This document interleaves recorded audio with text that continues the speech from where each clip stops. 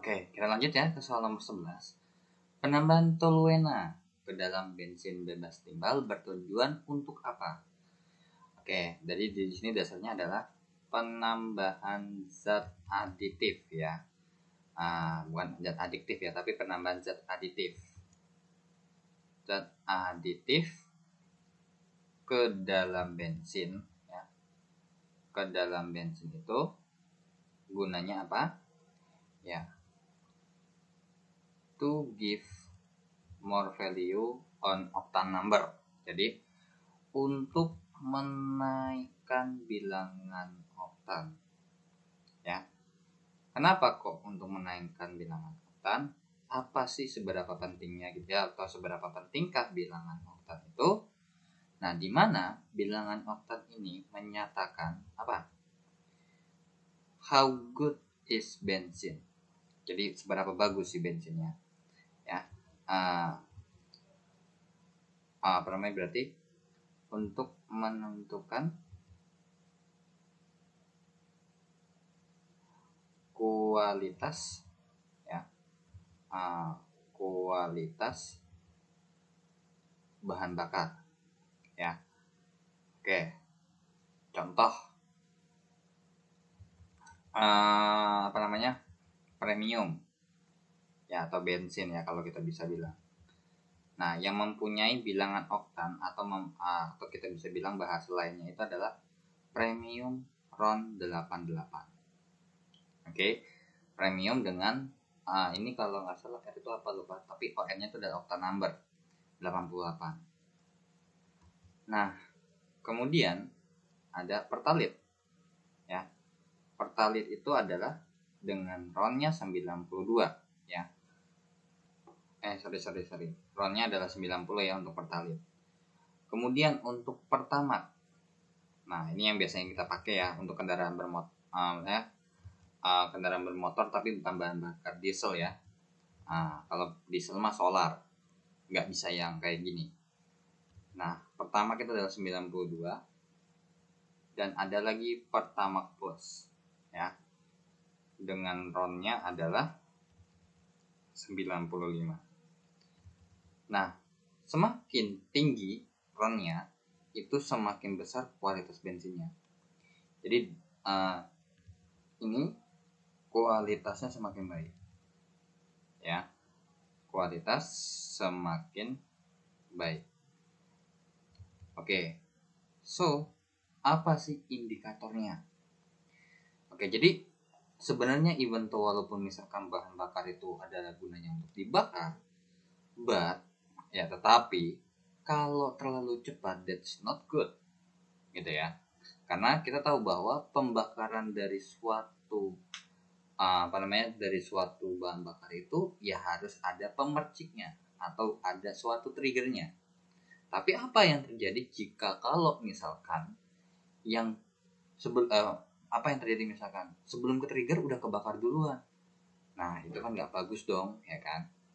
Nah, jadi sebenarnya semakin tinggi bilangan oktannya itu adalah dia kemungkinan untuk terbakar terlebih dahulu sebelum ada triggernya itu lebih kecil ya. Oke, jadi ini ada kaitannya dengan yang pertama ya, terbakar tepat waktu ya, tepat waktu alias untuk menghindari knocking ya, atau kemungkinan besar adalah anti knocking. Nah, kemudian kalau misalkan itu berarti terbakarnya tepat waktu alias anti knocking, maka juga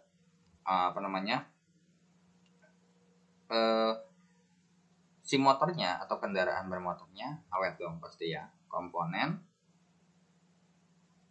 kendaraan bermotor tidak cepat rusak. Gitu ya. Jadi terbakar tepat waktu karena apa? Ketika kalau misalkan kita udah masukin nih ya kan, kita udah isi bahan bakar. harusnya yang benar itu adalah ketika triggernya untuk bakarnya itu mulai, barulah bahan bakarnya itu mulai terbakar. Tapi kalau misalkan bilangan oktannya agak rendah, contohnya kayak premium, itu untuk terjadinya knocking atau terbakar sebelum waktunya itu lebih tinggi dibandingkan dengan pertalite ataupun pertama.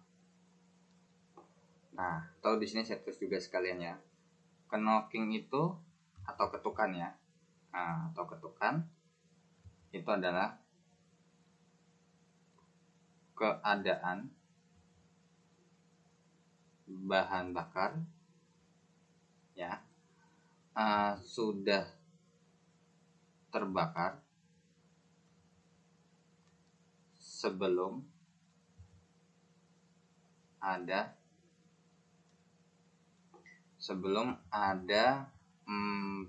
percikan api dari busi. Karena kan kita tahu bahwa kalau misalkan percikan api dari busi, karena apa? Karena kalau kita tahu bahwa untuk menyalakan kendaraan gitu ya, pasti minimal triggernya adalah dari businya. Nah, ketika businya nyala, barulah si mesinnya mulai bekerja gitu kan. Nah, di saat mesinnya sudah mulai bekerja, barulah di situ mulailah harusnya terbakar.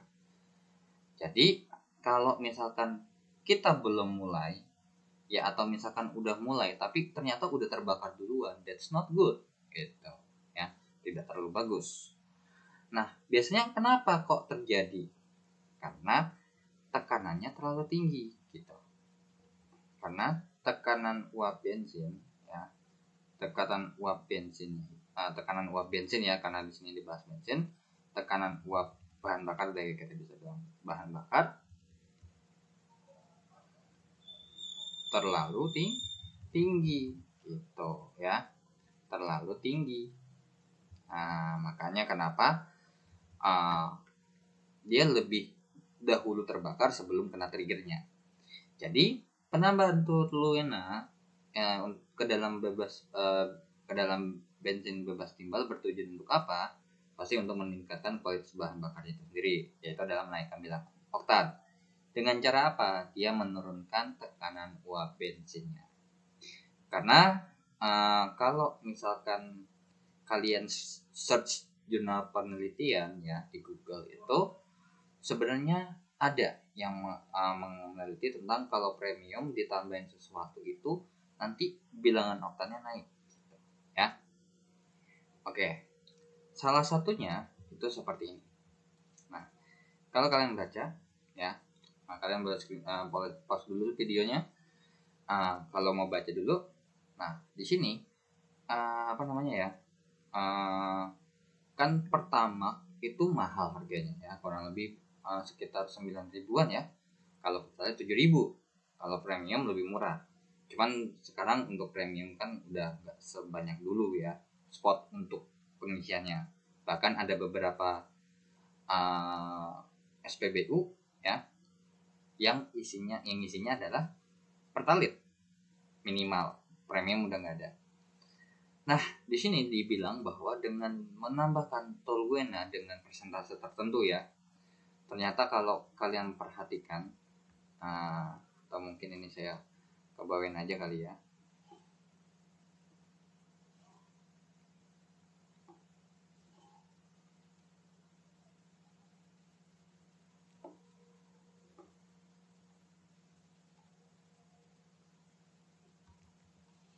Nah, seperti ini. So, katanya ketika kalau toluenanya saya pakai adalah dengan konsentrasi 11,8% pada 88,2% premium, kalau ditambahin hasilnya kan 100% tuh ya. Nah, ternyata menghasilkan angka 91,8. That means kalau misalkan saya punya 11,8% toluena ditambah 88,2% ya premium, ini hasilnya itu mendekati ya, bukan persis ya, tapi mendekati pertama. mendekati Pertamax yang bilangan oktannya 92. Ini hasilnya 91,8 mendekati.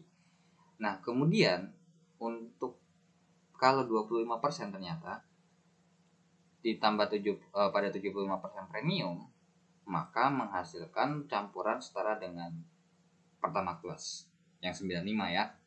Yaitu didapat ternyata 94,8. So, kalau ternyata dengan menambahkan Toluena ke premium benar-benar bisa ngangkat jauh, bahkan melebihi Pertalite ya yang 90, bahkan bisa sampai Pertamax atau Pertamax Plus. Tapi kita nggak tahu ya efek sampingnya ada apa enggak gitu ya, karena tidak dibahas di penelitian ini. Kalau kayak misalkan tetraethylit ya, TEL itu kan juga dipakai untuk meningkatkan bilangan oktan ya. Cuman udah nggak ada karena mengandung timbal ya, karena kalau timbalnya kita hirup bahaya. Makanya kenapa kayak misalkan kita pergi keluar itu ya, terutama untuk bayi, kalau keluar untuk banyak polusi udara, takutnya ada timbal yang ada di situ, karena bahaya banget ya timbal itu ya. Oke, jadi jawabannya nomor 11 yang A ya, dengan cara bertujuan untuk menurunkan tekanan uap bensin. So emang bener, emang bahan bakar tuh atau bensin itu harus dibakar, cuman kalau terlalu cepat nggak bagus ya. Jadi kalau meningkatkan titik nyala bensin tuh pasti fix salah. Kenapa? Ya kalau semakin cepat ya that's not good kan. Masa sebelum udah mulai lagi, nah bahaya. Ini juga sama, ini nggak ada hubungannya, ini apa lagi. Jadi jawabannya yang A. Oke, kita lanjut ke soal nomor 12. Oke, untuk soal nomor 12, diagram di atas menunjukkan perubahan konsentrasi pada reaksi kesetimbangan antara A, B, dan C pada temperatur tertentu. Nah, kalau kalian perhatikan, ada konsentrasi awal dan konsentrasi di sudah mulai kondisi setimbang ya, maksudnya dalam kondisi stabil.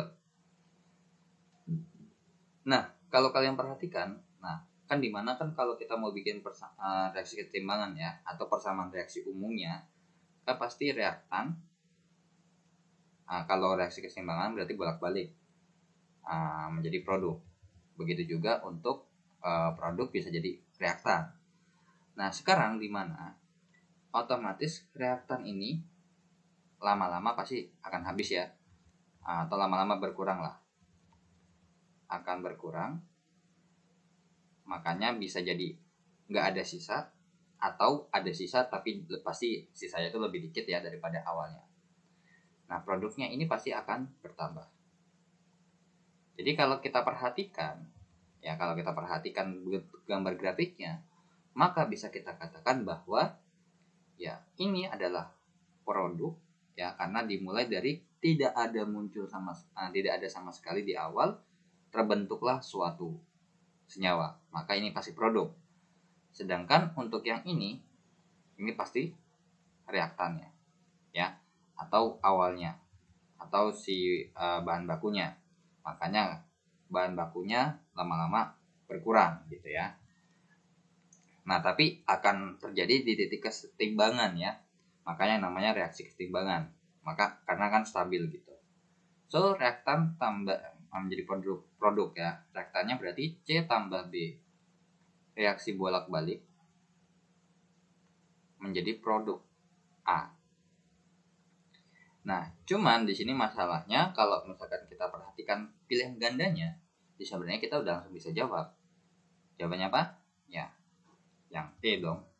Karena ini udah pasti fix salah, ini salah, ini salah, ini salah. Produk reaktannya salah semua. Produknya juga sama ya, salah semua. Jadi yang tepat adalah yang E. Tapi kok bisa dapat 3, dapat 2? Dapat dari mana sih? Nah, di sini kalau kita balik lagi ke stoichiometri dasar ya, mula-mula reaksi sisa. Nah, di sini kan yang ingat ya, di sini kan sisanya berarti dalam bentuk sisa ini kalau dalam kesetimbangan kita ganti dengan kata setimbang ya. Jadi mula-mula reaksi setimbang. Nah, C, B, dan A sama-sama setimbang ketika A-nya itu terbentuk 0,2 ya. Ini 0,2 mol. Untuk B-nya 0,3 ya. 0,3 mol. Dan untuk C-nya 0,4 ya. 0,4 mol. Oke. So ini saya geser aja ya.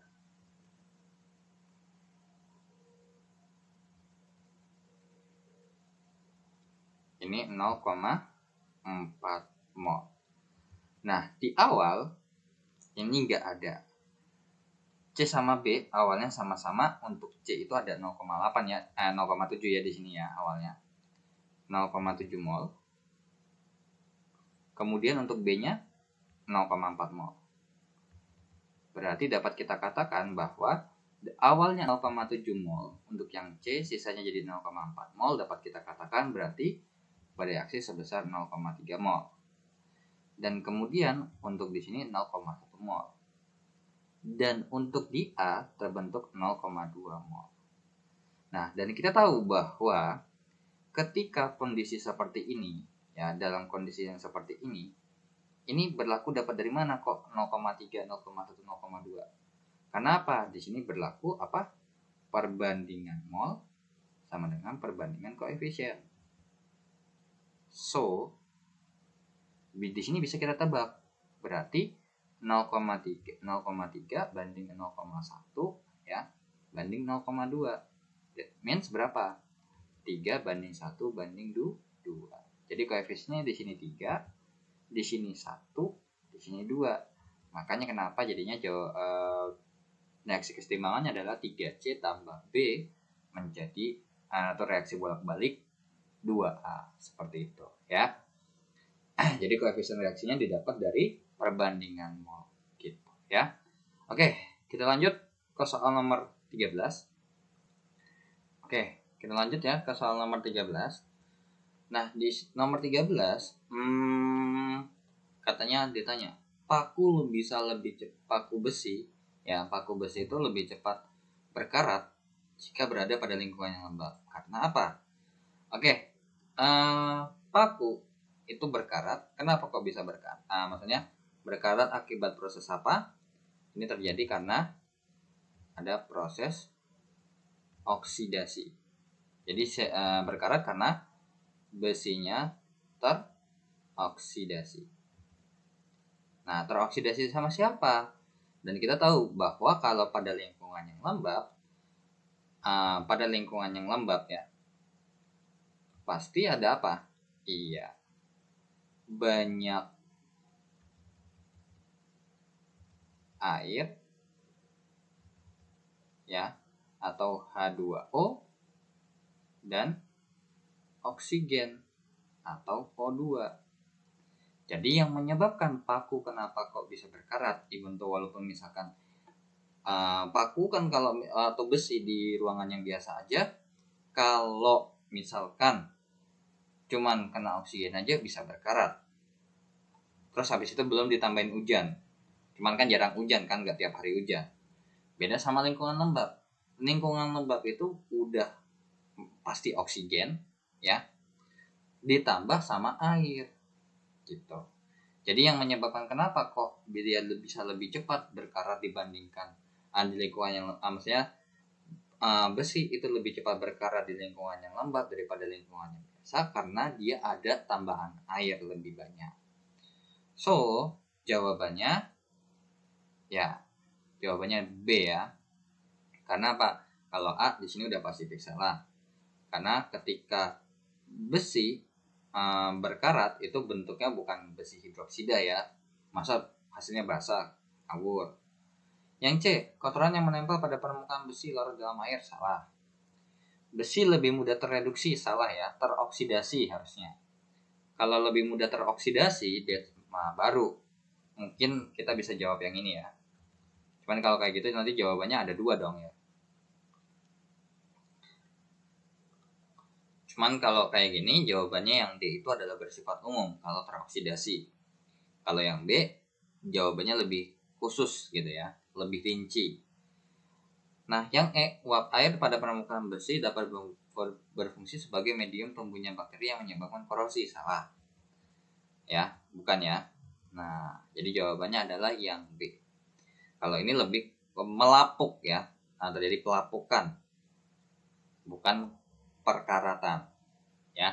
Jadi nomor 13 jawabannya B, karena lebih mudah bereaksi dengan oksigen alias lebih mudah teroksidasi seperti itu ya. Karena kan oksidasi itu ada hubungannya lebih ke oksigen ya.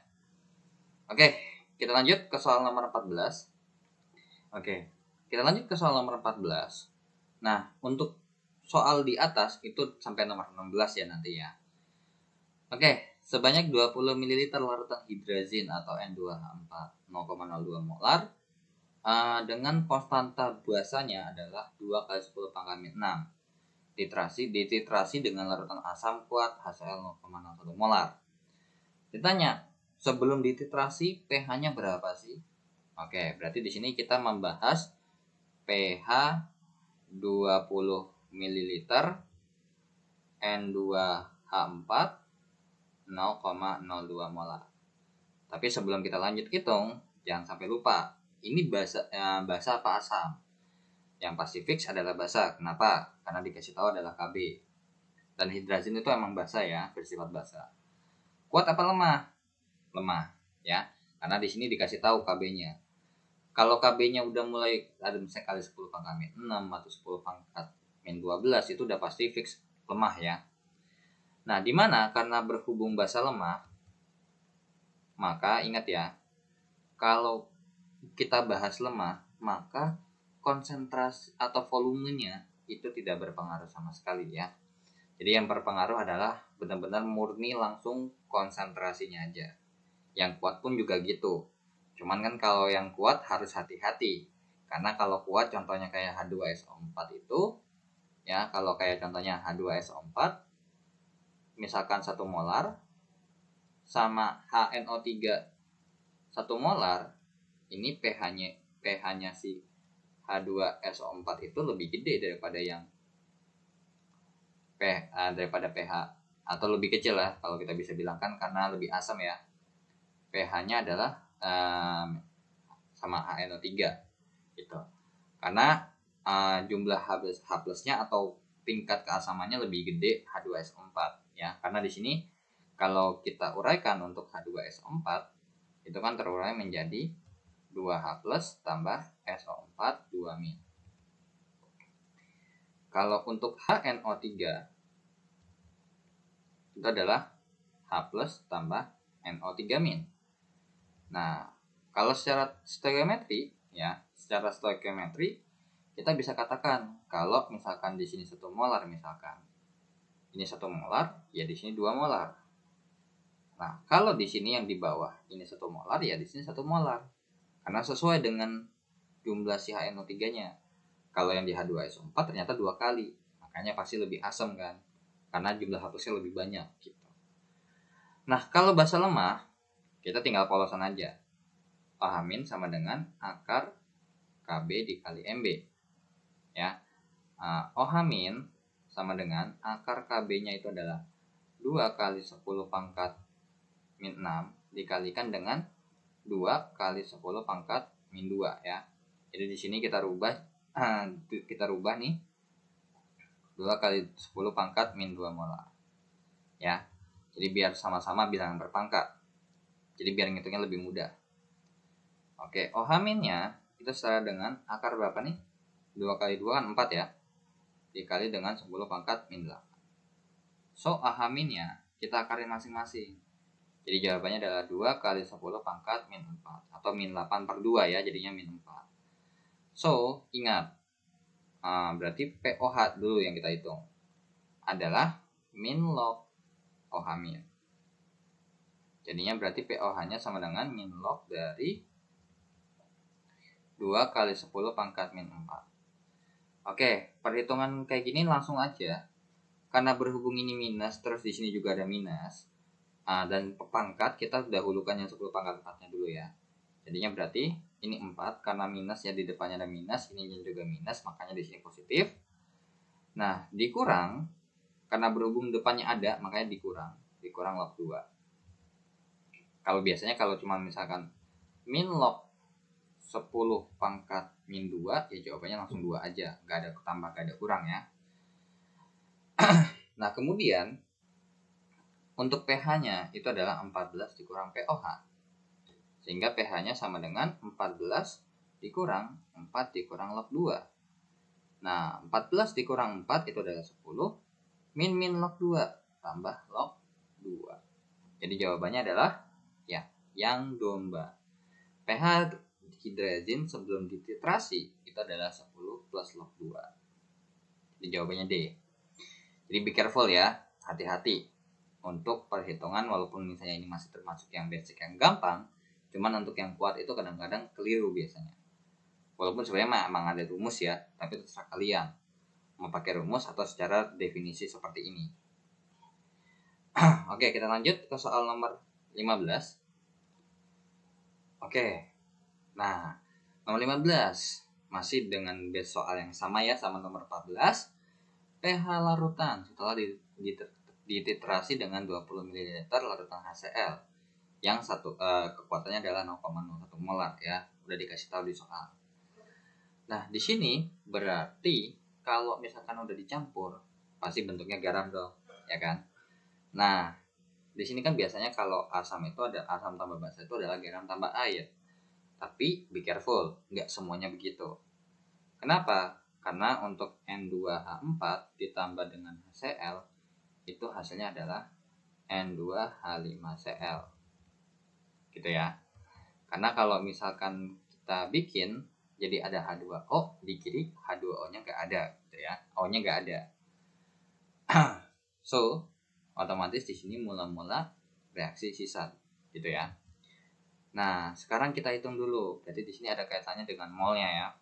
Nah, ingat bisa jadi antara kalau udah campur kayak gini, bisa jadi nanti kita lihat dulu apa yang sisa. Kalau sisa yang lemah doang, ya sisa yang lemah sama garamnya itu adalah buffer. Kalau sisa garamnya doang, hidrolisis. Kalau sisa yang kuatnya ya kayak biasa kita ngitungnya asam. Ya, kalau kita ngitung kayak biasa, kayak ngitung pH biasa gitu ya. Oke. Di sini ada awalnya katanya 20 ml N2H4 0,02 molar. Berarti di sini N-nya adalah M kali V ya. Yaitu adalah 0,02 kali 20. Berarti berapa tuh? 0,4 ya. 0,4 milimol. Kemudian di sini ada lagi 20 ml HCl dengan kekuatan 0,01 molar. Sebenarnya kalau kalian perhatikan, sebenarnya kalau dari sini nih, saya bisa jamin bahwa yang lemah yang masih sisa, hasilnya habis. Kenapa? Dengan volume yang sama dan konsentrasi yang lebih kecil, pasti dia akan kalah jumlah molnya. Ini adalah M kali V, berarti N-nya adalah 0,01 kali 20. Jawabannya adalah 0,2 milimol ya. Oke, coba saya cek dulu. 0,4, 0,02 ya betul. Oke, mula-mula reaksi sisa. Nah, di sini mula-mulanya kita isi 0,4 ya, 0,2 ini belum ada. Dan kalau kalian perhatikan ya, jangan lupa bagi dengan koefisiennya dulu. Ini 0,4 per 1 0,4. Ini adalah 0,2 per 1 0,2. So yang larutan penyangga tuh ada larutan penyangganya reaksi pembatasnya itu adalah yang paling kecil 0,2. Berarti ini pasti habis nih. Jadi ini 0,2 dengan koefisien yang sama-sama 1, berarti di sini 0,2 juga. Di sini pun 0,2. Jadi ternyata tersisa 0,2 milimol N2H4 dan 0,2 mol N2H5Cl. Nah, kalau kalian perhatikan, berarti ini adalah buffer ya. Jadi ini adalah kasus buffer. Buffer apa? Ayo, buffer apa? Asap apa basa? Basa, karena masih ada sisa basa lemahnya ya. Jadi ini adalah buffer basa. Nah, langsung kita lanjutkan lagi perhitungannya. Berarti yang kita hitung adalah OH- sama dengan Kb dikali basa per garam. Nah, ingat garamnya itu jangan langsung serta-merta masukin 0,2 polosan. Jadi kalian harus perhatikan juga ya. Nah, N2H5Cl ini kalau kita uraikan ya, berarti sebenarnya mungkin ini kalau misalkan hasilnya nggak seperti ini, bisa jadi alternatifnya ya. Jadinya mungkin N2H4 ya, harusnya sih benar sih ya. Karena apa? Di sini ngasih H plus ke 1 jadinya N2H5 plus gitu ya. Jadi N2H5Cl itu akan terurai menjadi N2H5 tambah Cl min. Nah, ini berasal dari basa kuat ya, dari HCl. Sedangkan ini berasal dari N2H4. Nah, N2H4 jadi H plusnya dikasih ke N2H4, makanya jadi N2H5. Makanya secara definisi karena menerima proton dia jadi basa gitu ya. Yang lepas adalah asam.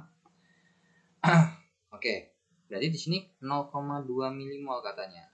Berarti di sini juga 0,2 milimol karena koefisiennya sama-sama 1. Nah, 0,2 milimol yang dipakai adalah yang ini ya. Gitu.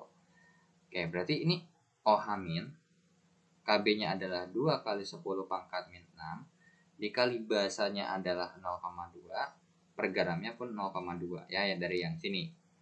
So, ini 1, jadinya OH minnya itu sama dengan 2 kali 10 pangkat min 6. So, that means POH-nya sama dengan min log OH min. Jadinya berarti POH-nya sama dengan min log 2 kali 10 pangkat min 6 ya. Jadinya POH-nya sama dengan 6 dikurang log 2. Nah, kemudian ditanyakan pH-nya kan. Nah, ya udah lanjut lagi, berarti pH sama dengan gitu ya. pH-nya sama dengan 14 dikurang POH. Berarti pH-nya sama dengan 14 dikurang 6 dikurang log 2. Berarti pH-nya sama dengan 8 plus log 2. Jadi jawabannya adalah domba. Seperti itu. Ya. Hati-hati. Asam tambah basa hasilnya garam, tapi nggak selalu plus air ya. Bisa aja cuma garam doang. Karena bisa aja kan masih ada tuh sisa-sisa si basa lemahnya ternyata. Nah, bisa jadi juga kalau misalkan dari reaksi itu bisa jadi penyangga atau buffer, atau bisa jadi hidrolisis ya. So, mesti hati-hati. Oke, kita lanjut ke soal nomor 16. Oke, kita lanjut ke soal nomor 16. Masih soal yang dasarnya sama ya, sebanyak ini sampai hasil 0,1 molar. Cuma pertanyaannya diganti nih. Katanya pada titik ekivalen tepat saat penambahan 40 ml HCl, pH larutan adalah berapa? Nah, kalau pada titik ekivalen di sini bisa kita katakan bahwa asam dan basa seimbang. Nah, ini kita bisa buktikan dengan apa? Kalau misalkan kalian perhatikan untuk N2H4, N sama dengan M kali V, berarti 0,02 kali 20 itu adalah N-nya adalah 0,4 mol, milimol ya, sorry. Nah, untuk HCl dengan volumenya diganti jadi 40 ya. M kali V berarti N-nya adalah 0,01 kali 40, maka 0,4 milimol. Nah, dengan asam dan basa yang seimbang, terus ada lemahnya ya, maka bisa dibilang bahwa kasus ini adalah soal hidrolisis. Ya. N2H4 tambah HCl itu menjadi N2H5Cl ya. Nah, kemudian mula-mula reaksi sisa. Nah, ini kita masukin 0,4 belum ada. Karena berhubung koefisiennya sama dan angka di sini sama, maka pasti habis. Sama-sama habis bereaksi semua. Sesuai dengan dasar yang di sini, soal di sini. Pada titik ekivalen tepat saat penambahan 40 ml HCl. Jadi di sini 0,4, di sini pun 0,4. Jadi terbentuklah garamnya 0,4. Nah, dapat kita katakan bahwa berarti ini adalah konteks hidrolisis ya. Hidrolisis garam. Nah, hidrolisis garamnya bersifat apa? Nah, hidrolisis garamnya bersifat asam. Kenapa? Karena ada asam kuatnya, gitu ya. Kalau secara secara ini ya, secara orang awam, karena berhubung ada kuat maka sifatnya asam, gitu ya. Kalau di hidrolisis. Tapi kalau kayak tadi buffer itu karena berhubung masih ada sisa basanya, makanya dia masih yang kita hitung adalah OH-nya ya. Nah, sekarang berarti dapat kita katakan bahwa pH-nya pasti lebih kecil daripada 7. Dan ini bisa kita buktikan juga ya. Nah, kita buktikan dengan apa? Perhitungannya berarti yang kita hitung adalah H plus ya. Yang kita hitung kan H plus ya. Karena berhubung hidrolisis bersifat asam. Kenapa kok bisa bersifat asam? Karena kalau misalkan dari yang garamnya, ingat ya, kan terjadi hidrolisis ya. Nah, ini kalau kita uraikan menjadi N2H5 plus tambah Cl-. Nah, yang akan terjadi hidrolisis itu cuma yang ini saja. Ini akan terhidrolisis. Sehingga N2H5 plus ketika ditambah H2O itu akan terbentuklah N2H4 gitu ya. Nah, untuk yang terbentuknya untuk N2H5 plus ini kalau ditambahin H2O ini mungkin agak aneh ya kalau misalkan bentuknya jadi yang apa. Cuman intinya adalah nanti bentuknya jadi apa. Nah, nanti hasil sampingannya itu pasti H+. Kenapa? Karena kita harus setarakan muatannya ya. Ini N2H5 plus ya. Iya benar. Karena di sebelah kiri itu muatannya plus 1, di sebelah kanan harusnya plus 1 ya, sesuai dengan konsep menjatarakan reaksi redoks ya. Sebelah kiri sama sebelah kanan itu muatannya harus sama. Contoh seperti ini juga. Plus 1 dikurang 1 itu 0. Di sebelah kiri pun 0 gitu. Nah, karena berhubung hasilnya adalah H+, makanya yang dihitung adalah H+-nya. Seperti itu. Nah, H+-nya itu mengikuti formula akar KW per KB ya, dikali garam. Nah, kalau ini konsentrasi garam ya. Makanya di sini agak sedikit hati-hati untuk garamnya itu jangan polosan langsung masuk ke 0,4. Nah, di sini yang kita masukkan berarti akar KW per KB 10 pangkat min 14 per 2 kali 10 pangkat min 6 dikalikan dengan 0,4 per berapa? 20 tambah 40, 60. So, ini kalau kita hitung, jawabannya adalah, nah ini misalkan kita hitung ya, saya hitungnya pakai kalkulator aja. Atau yang penting ini kalau misalkan dihitung ya, pasti akar sesuatu dikali 10 pangkat min 6 ya. Nah, karena di sini kan kalau misalkan kita hitung kan berarti akar, karena kan kita juga nggak peduli misalkan nilainya itu berapa realnya. Jadi itu pasti ini hasilnya adalah dikali ya 10 pangkat min 12 ya. Karena kan ini 10 pangkat min 4 ya. Atau kita bisa bilang ini juga berarti ini kita bikin seperti ini. 4 kali 10 pangkat 4 dikali 10 pangkat min 1, 6 dikali 10 pangkat 1. So, jadi atasnya itu adalah min 15, bawahnya kan min ini ya, berarti. Nah, intinya tuh kalau udah disederhanakan jadinya begini. Nah, kemudian H plusnya ini adalah sekian ya, dikali 10 pangkat min 6. Nah, berarti kita bisa langsung hitung dong. Nah, berarti kan pH itu adalah min log H plus. Berarti pH-nya sama dengan min log dari sesuatu kali 10 pangkat min 6. That means berarti pH-nya adalah 60 dikurang log sesuatu. Dan ini pasti pH-nya pasti lebih kecil daripada 7. Jadi makanya jawabannya A gitu. Jadi sebenarnya bisa langsung ya secara teoritis, karena berhubung hidrolisisnya garam bersifat asam, pasti pH-nya lebih kecil daripada 7. Dan kita buktikan juga ya. Nanti kalau misalkan emang kalian mau cari nilai value-nya yang benarnya berapa, ini bisa jadi nanti jawabannya berapa lah gitu. Kalian bisa cari sendiri ya. Jadi jawabannya adalah pasti pH-nya kurang daripada 7. Gitu. Oke, kita lanjut ya ke soal nomor 17.